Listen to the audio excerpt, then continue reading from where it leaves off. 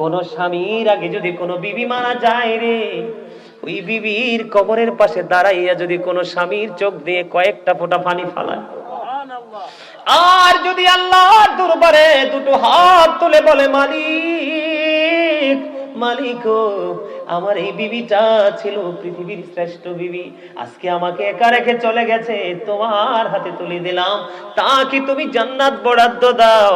আমার নবীজি জানিয়ে দিয়েছে, ওই স্বামী যদি দোয়া করে স্ত্রীর জান্নাত বরাদ্দ হয়, তার সুখ কেউ কেড়ে নিতে পারে না।